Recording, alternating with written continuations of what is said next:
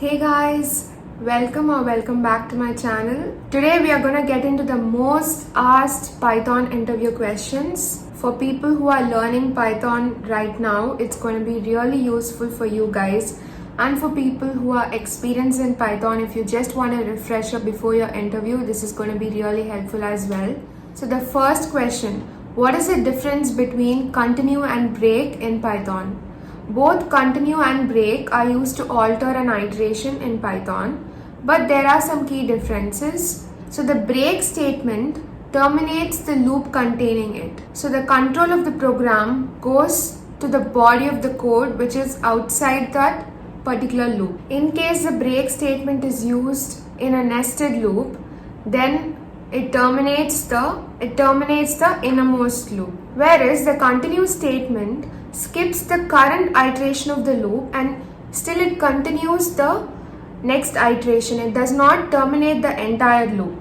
Now the interviewer might expect just an example snippet also. So if you guys understand the concept, I'm sure you can just write just few lines of code to explain what continue and break means. After asking this question, the most obvious question might be, what is pass?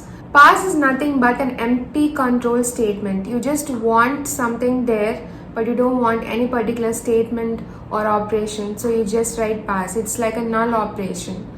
You don't want any syntax error. For example, you define a class and just write pass. You're just not going to get any syntax error. Similarly, if you write a function and you're not ready yet to write whatever you want inside the function, you just write pass. So moving on to the next question, what are decorators? This is the most asked question. Personally for me, I've been asked this question in every single interview I've attended for Python. A decorator is a function which takes another function as an argument, and decorators are mostly used when you want to implement a certain functionality for a set of other functions, but you don't want repetitive code for each and every function. So you just mention that decorator for that particular function.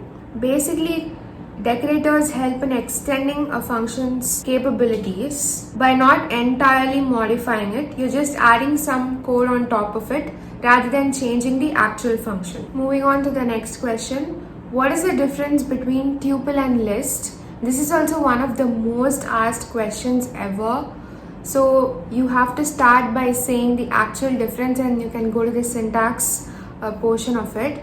So you can start off by saying that lists are mutable and tuples are immutable, which basically means you can modify an element in a list, whereas you cannot do the same in a tuple. But in terms of performance, tuples are considered much better than lists. But for lists, you have so many built-in methods because you can do a lot of operations in lists, whereas you cannot do much on tuples. And syntactically, they are different because you use square brackets for lists, and for tuples, you just use parentheses. Moving on to the next question, what is a dictionary? It might seem like a really simple question, but if you're new to Python, then you must definitely learn this. A dictionary is nothing but a data structure which stores key value pairs. The keys in a dictionary are unique. You have a lot of built-in functions in Python to iterate through a dictionary, create a dictionary, create a default dictionary. There are so many concepts in dictionary, but you can start off by just saying a dictionary is a data structure which stores key value pairs.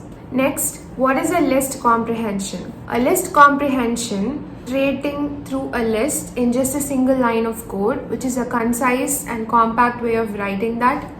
Usually you write a for loop and then the actual statement inside the for loop. Now you just write everything in a single line of code, which is called a list comprehension. The next question, what is Lambda? Lambda is just an anonymous function which can take any number of arguments and return a value.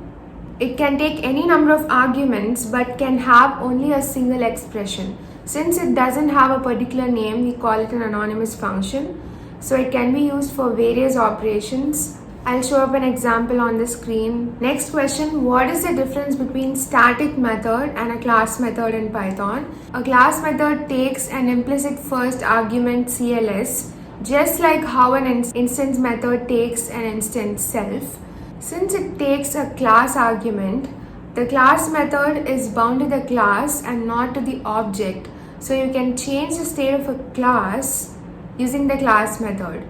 Whereas when it comes to the static method, we do not have any implicit first argument used in static methods, but a static method is also not bound to the object of the class, it is bound to the class.